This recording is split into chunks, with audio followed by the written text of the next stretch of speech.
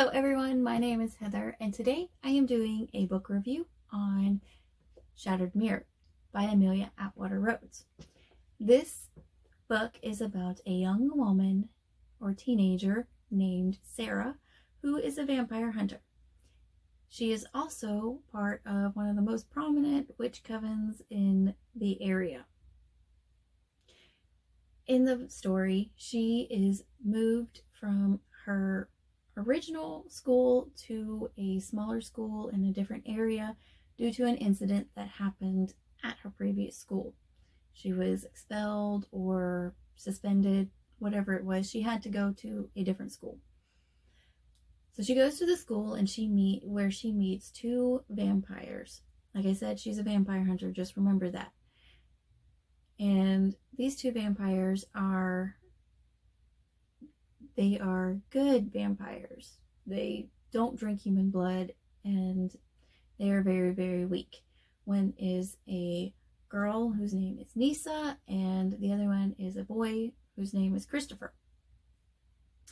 She befriends these two vampires and over the next couple weeks a lot of events take place. She ends up falling in love with Christopher, and because she ends up falling in love with Christopher and doesn't want to kill him, she ends up making a very grave mistake when she comes face to face with the arch enemy, infamous enemy of her coven. His name is Nicholas, who also happens to be Christopher's twin. So you see the big ordeal here. She hesitates and isn't able to fight and kill Nicholas because she thought that it was Christopher at first, briefly, before she realized differently. Throughout all these events that are happening, her mother finds out and ends up kicking Sarah out of the coven. Sarah then decides, instead of being kicked out of the coven and having my magic removed, I'm just going to basically fall on my own sword. So she goes and she decides to fight both Nicholas and Christopher to the death, and does end up dying and becoming a vampire. And in that sense, she is basically no longer a witch, but a vampire, no longer alive. That is the story in a nutshell. It is a very brief overview, if I do say so. It is a lot of spoilers in there, and so I'm just going to make this all a spoiler review because I just need to talk to people about this. It really, for those of you that don't know, I read this book when I was a teenager. It was probably one of my favorites. It is all worn, the spine is broken, it's got all kinds of things torn up. It has gone through rain from moving. I think it got wet in a box at one point. I think while it was packed away, a rat came in and chewed on it a little bit. I mean, it's torn up. It has been through the ringer. I've read it so many times. I'm honestly surprised. It actually is in one spot. Yeah, here. It is about to fall apart. This book was my favorite as a teenager. And I have other books by her as well that I read and I enjoyed, but this one was my all-time favorite. Rereading it, I have changed my mind. I am no longer the emotional ball of turmoil and angst that I was as a teenager, and realized how ridiculous the story is. This entire story, everything that I just briefly went over, happened in 2 weeks. 2 weeks, that's it.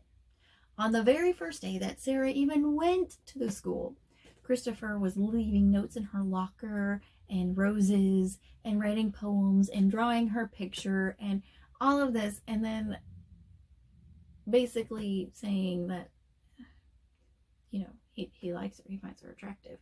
And then when Sarah confronts him, he's like, yeah, I did it. No big deal. Yeah, big deal. I've only been here for like 3 days and you've left me a note, at least 2 or 3 notes in my locked locker. That's not okay. That's kind of stalkerish and creepy. What the heck, dude?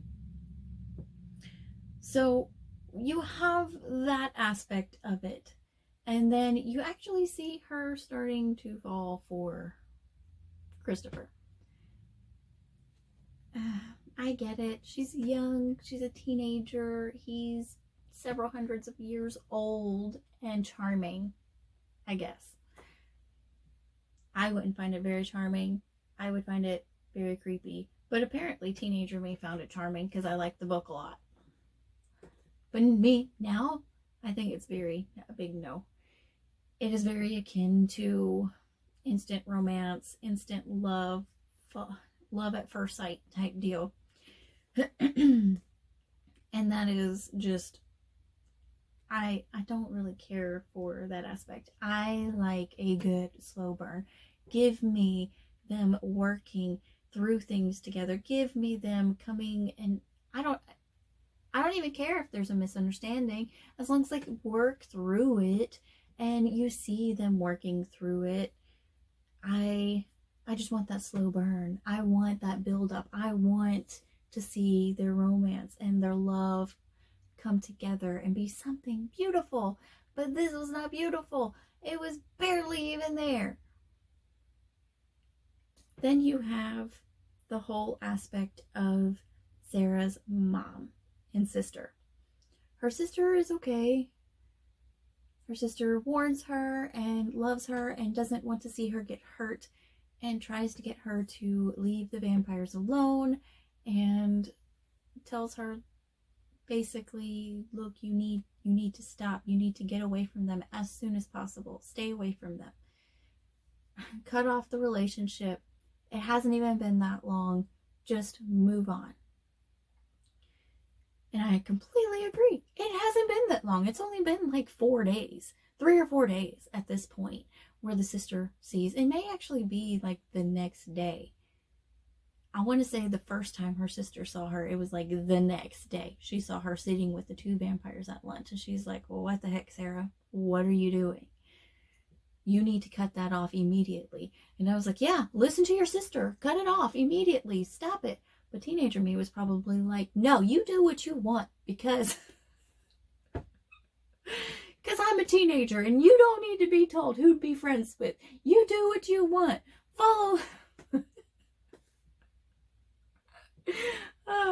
So there's the 2 signs of me that was then and now. And so you have this whole thing, and then you meet the big reveal where Nicholas is actually Christopher's twin brother, and they both did a lot of horrible things, and they used to go around marking their victims with knives, and yeah, you would have scars all down their arms, and just, okay, whatever. It just, to me, it was it was very cringy in those areas. And you see Christopher has fallen head over heels for her, and then Nicholas is just, to me, it seems like he likes her also, but he never comes right out and says it. Christopher does. Tells her blatantly at the end, whenever she has woken up after being turned into a vampire. He's like, I like you a lot. Let's be together forever. I don't know why I'm going in on this again, because I'm supposed to be on the sister and the mother. But I'm going to keep going. And then she's like, whoa, I need some time. I'm like, now you say that? Now you say that? You could have said it 2 weeks ago. Or even like a few days ago. I'm like, hey, I just need to, know. Anyway, back to the sister. The sister tried to warn her, and I completely agree with the sister. She should have stopped it immediately, but she let it go on and eventually ended up hurting Christopher. And then you have the mother. I did not like the mother at all. The mother was awful. Awful. You hear Sarah giving her flashback of them finding her father dead when she was like 6 or 7, and she was so emotional and distraught. And I mean, she's 7, she has every right to be, and so she loses control and ends up punching a window and breaking a window, and her mother completely gets angry at her, not for breaking the window, but for losing control and acting the way she did over her father's death. That is what it was. And I'm just like, she's 7. She's 7. That is acceptable. She is 7. And she just lost her father. Oh my goodness. Yeah, it just, the mother was that way. And then you also see later when she is going or doing all these things in the 2 weeks, her mother finds out, and she tells her that if she continues on, she's going, or basically ends up taking her magic away, or sealing her magic away, and then telling her that she's going to put her on trial, and they're going to kick her out of the coven and take away her magic, which essentially is a death sentence for her, because if you take away the magic, then you have no way to protect yourself against the vampires, because they are vampire hunters. So she is doing this to a 17-year-old girl.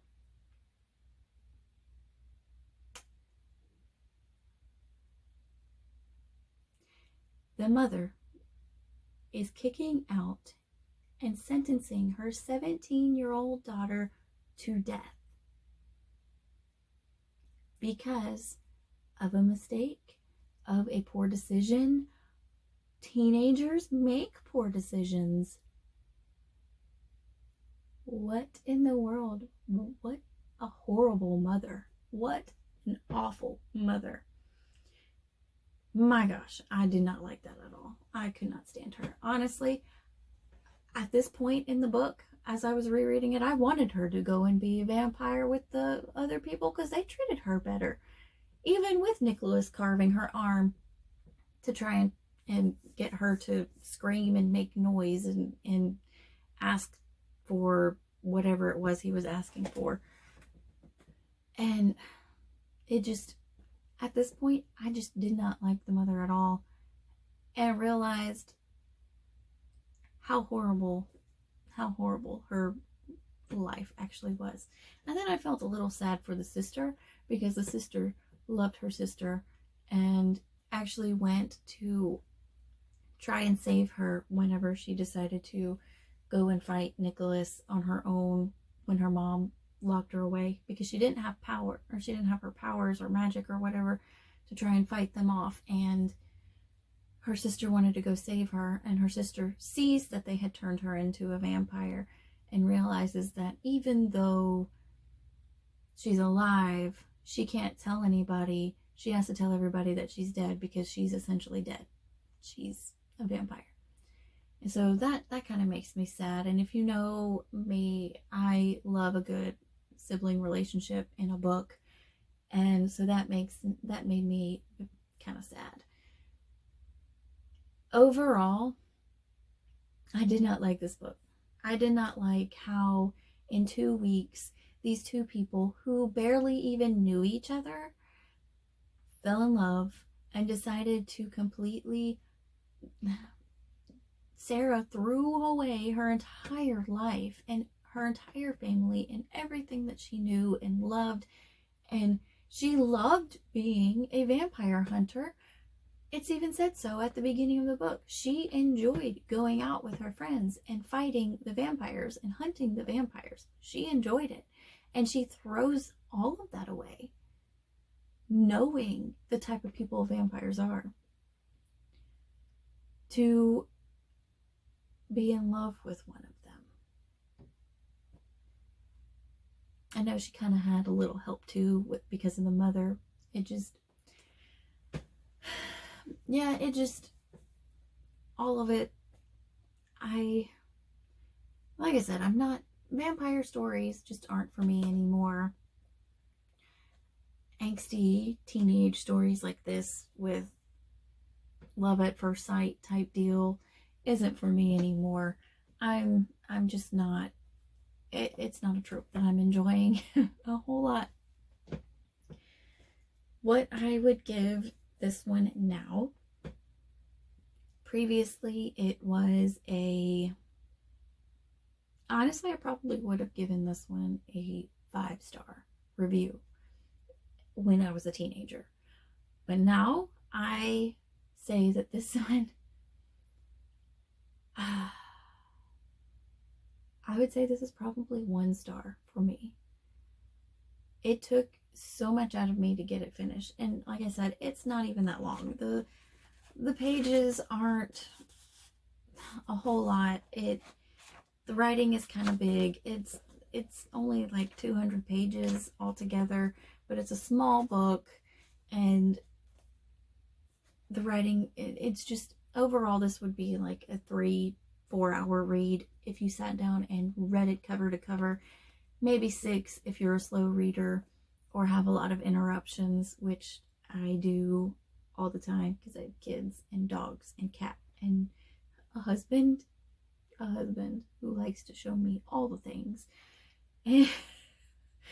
And so it's honestly a short read, but it took me almost 2 weeks to get through it because I did not want to read it. I started reading it and I was excited to read it because I loved it, and in my head I knew it was such a good book, and through it I was just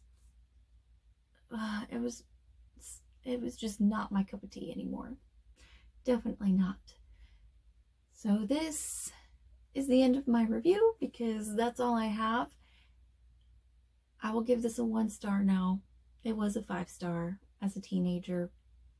Would I recommend it? If you enjoy vampires, if you enjoy love at first sight, insta love type deal, then this would be your cup of tea. It is no longer mine, and so I will probably be getting rid of it in an unhaul that I'll be doing at some point. So I hope you enjoyed this book. If you've read this book, let me know, and let me know what you think of the book, or if you liked it, if you didn't like it. And I hope to see you all next time. Bye!